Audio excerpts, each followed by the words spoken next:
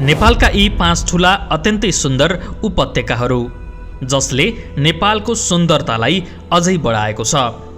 दर्शकवृन्द नमस्कार, म शङ्कर भुसाल, तपाईँ जगत खबर हेर्दै हुनुहुन्छ। सर्वप्रथम तपाईँ यो भिडियो कुन ठाउँबाट हेर्दै हुनुहुन्छ कृपया कमेन्ट गर्नुहोला।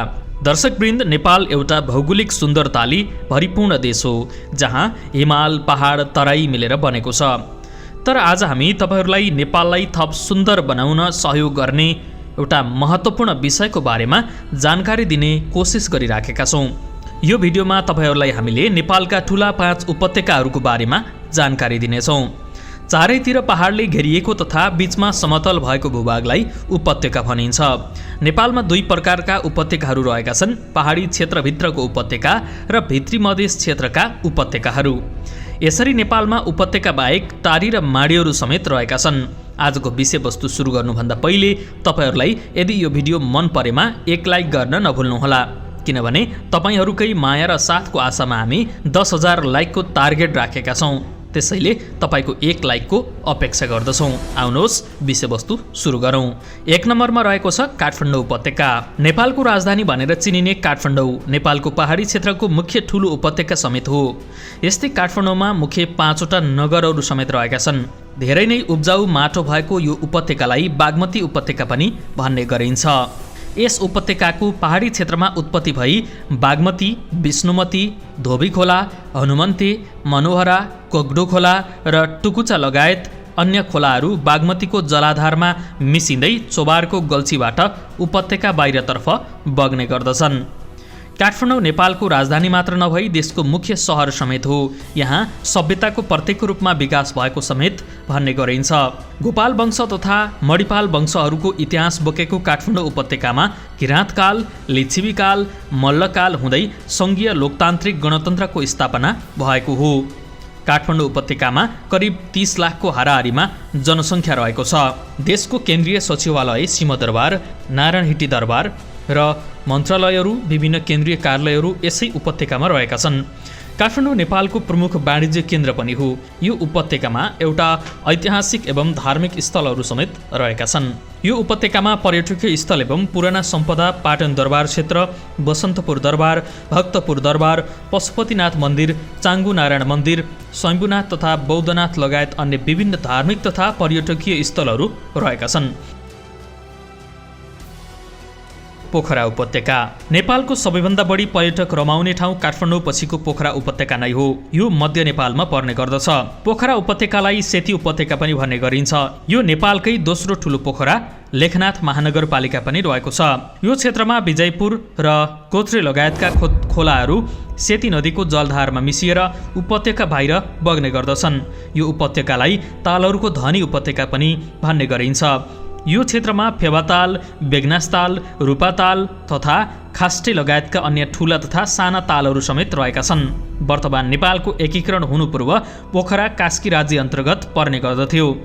ऐतिहासिक कास्कीकोट यसै उपत्यकाको उत्तरी छेउमा रहेको छ। पृथ्वीनारायण शाहका माइला छोरा नायब बहादुर शाहको समयमा पोखरा उपत्यका वर्तमान नेपालमा गाभिएको हो।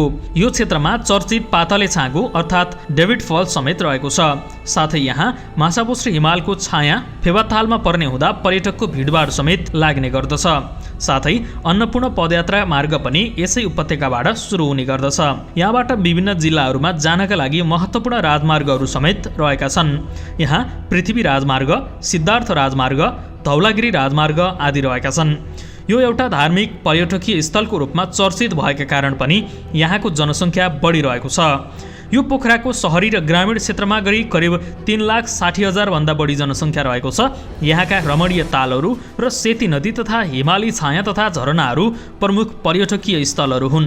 यस्तै नम्बर 3 मा पर्ने उपत्यका रहेको छ सुर्खेत उपत्यका। पश्चिम नेपालको पहाडी क्षेत्रमा पर्ने सुर्खेत उपत्यका पहाडी क्षेत्रको काठमाडौँ र पोखरा उपत्यका पछाडि क्षेत्रफलमा तेस्रो ठुलो मानिन्छ। वीरेन्द्रनगर शहरी क्षेत्र लगायत गाउँपालिका रहेको सुर्खेत उपत्यकाबाट विभिन्न खोलाहरू प्रवाहित छन्। यहाँ रहेका खोलाहरू उपत्यका बाहिर निस्केर भेरी नदीमा मिसिन्छन्। सुर्खेतमा बुलबुल ताल, कार्के दह लगायत साना तथा ठूला ताल पोखरीहरू समेत रहेका छन्। सुर्खेत उपत्यका वर्तमान नेपाल एकीकरण हुनु अगाडि लामो समय जुम्लाको सिन्जा राज्य तथा जाजरकोट राज्यद्वारा शासित थियो। ऐतिहासिक लाठीकोइली, देउती बजै तथा झाँक्री बिहारले सुर्खेतको ऐतिहासिकता प्रमाणित गर्दछन्। यो क्षेत्रको मुख्य शहरी क्षेत्र भनेर वीरेन्द्रनगरलाई चिनिने गरिन्छ।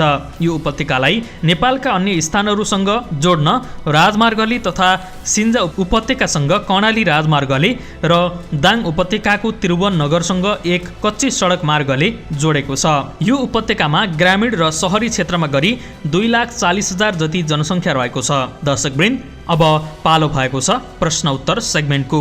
हामीले हिजोको भिडियोमा सोधेको प्रश्न थियो, भगवान गौतम बुद्धको मावली घर कहाँ हो? यसको धेरैजनाले सही जवाफ दिनुभएको छ, जसमध्ये गोलाप्रथाबाट 3 जना विजेता हुनुभएको छ। बैतडी घर भई हाल महेन्द्रनगर कञ्चनपुरमा बसोबास गर्ने बिसन महता, हेटौडाबाट राजेश आले मगर र पर्वत घर भई हाल चितवनमा रहनुभएका रोहित थापा। उहाँहरू 3 जनालाई हाम्रो तर्फबाट हार्दिक बधाई। भगवान गौतम बुद्धको मावली घर देवदह रूपन्देहीमा हो। अब आजका लागि प्रश्न, चितवन राष्ट्रिय निकुञ्ज कुन जनावरका लागि प्रसिद्ध छ? यसको सही जवाफ तलको कमेन्ट बक्समा आफ्नो नाम र ठेगाना सहित कमेन्ट गर्न नभुल्नुहोला। अब लाग्छौँ हामी पुनः विषयवस्तुतर्फ। नम्बर 4 मा रहेको छ सिङ्जा उपत्यका। पहाडी क्षेत्रको अन्तिम ठुलो उपत्यका भनेर सिङ्जा उपत्यकालाई चिन्ने गरिन्छ। नेपालको 7वटा प्रदेशमध्ये कर्णाली प्रदेशमा पर्ने यो उपत्यका एउटा पहाडी उपत्यकाको सुन्दर भौगोलिक अवस्थाले परिपूर्ण रहेको छ। यो उपत्यका कर्णाली प्रदेशमा पर्ने भएकाले र ऐतिहासिक जुम्ला राज्यको राजधानी तथा वर्तमान नेपालको प्रशासनिक संरचनामा जुम्ला जिल्लाको सदरमुकाम भएकाले यो अत्यन्तै प्रसिद्ध छ। अत्यन्तै विकट पहाडी तथा हिमाली क्षेत्रको मध्यभागमा रहेको यो उपत्यकाको भूगोल अनुपम छ। तिला नदीले यो उपत्यकालाई चिर्दै बाहिर निस्केको छ। ऐतिहासिक बजार रहे तापनि हवाई सम्पर्क मात्र भएको सिङ्जा उपत्यकामा हालै सुर्खेत उपत्यकासँग कर्णाली राजमार्ग मार्फत जोडिएको छ। स्याउ लगायतका फलफुलको उत्पादनमा यो उपत्यका अग्रज मानिन्छ। यो उपत्यका एउटा ग्रामीण क्षेत्रमा भएकाले विकासका कार्यक्रमहरू तीव्र रूपमा हुन सकेका छैनन्। जुम्ला जिल्लाको सदरमुकाम खलङ्गा बजार हो। यस्तै यो उपत्यका यस क्षेत्रको शिक्षा, स्वास्थ्य तथा व्यावसायिक केन्द्र पनि हो। यस्तै 5 नम्बरमा पर्ने उपत्यका रहेको छ दाङ उपत्यका। नेपालको भित्री मधेस भनिने तराई क्षेत्र र पहाडी क्षेत्र बीचको उपत्यकाहरूमध्ये एउटा उपत्यका हो दाङ उपत्यका, जुन उपत्यकालाई बबई उपत्यका पनि भन्ने गरिन्छ। दाङ उपत्यकाको मुख्य नदी बबई नदी हो। यस्तै स्योर लगायतका अन्य 7 ठुला खोला नदीहरू पनि यो उपत्यकामा बग्ने गर्दछन्। दाङ जिल्लामा पर्ने यो उपत्यका सम्पूर्ण राप्ती अञ्चलकै अन्न भण्डारको रूपमा पनि रहेको छ। साथै यहाँ 3 नगरपालिका समेत रहेका छन्। नेपालकै दोस्रो पुरानो महेन्द्र संस्कृत विश्वविद्यालय पुनः हाल नेपाल संस्कृत विश्वविद्यालयको नामले पनि चिन्ने गरिन्छ। साथै यो उपत्यकामा शिक्षा, स्वास्थ्य र वाणिज्यको हिसाबले पनि चर्चित रहेको छ। राप्ती अञ्चल र पश्चिम नेपालको एउटा विकसित जिल्ला भनेर दाङ जिल्लालाई चिन्ने गरिन्छ। यसै जिल्लामा दाङ उपत्यका रहेको छ। यहाँ शहरी र ग्रामीण दुवै थरीका बजारहरू रहेका छन्, जुन एकदम चर्चित पनि छन्। रोल्पा, रुकुम, प्युठान, सल्यान लगायतका विभिन्न जिल्लाहरूसँग यस उपत्यकाको त्रिभुवन नगर र तुलसीपुर नगरको कच्ची सडक मार्फत यातायातको व्यवस्था रहेको छ। यसै गरी त्रिभुवन नगरदेखि सुर्खेतको वीरेन्द्रनगरसम्म अर्को सडक खनिएको छ भने तुलसीपुरबाटै पनि एक कच्ची सहायक बाटोले उपत्यका बाहिर पश्चिमी खण्डको महेन्द्र राजमार्गसँग जोडिन पुग्दछ। स्थानीय सडक कच्ची नै छन्, तर त्रिभुवन नगर क्षेत्रका केही सडक भने पिच समेत गरिएका छन्। यो उपत्यकामा सडक, खानेपानी, टेलिफोन, इन्टरनेट, यातायातको भने राम्रो व्यवस्था रहेको छ। साथै ग्रामीण क्षेत्रमा भने रिक्सा, मोटरसाइकल, साइकल, गोरुगाडा लगायतका सवारी साधनहरू प्रचलित रहेका छन्। दर्शकवृन्द, यी त थिए नेपालका ठुला 5 उपत्यकाहरू। यी बाहेक पनि नेपालमा थुप्रै उपत्यकाहरू रहेका छन्। दर्शकवृन्द, आजलाई भिडियो यति नै। तपाईलाई आजको भिडियो कस्तो लाग्यो कृपया प्रतिक्रिया दिन नबिर्सनुहोला। आजको भिडियोबाट स्क्रिप्ट राइटर गोविन्द भुसाललाई धन्यवाद दिँदै म शङ्कर भुसाल पनि बिदा हुन्छु। नमस्कार।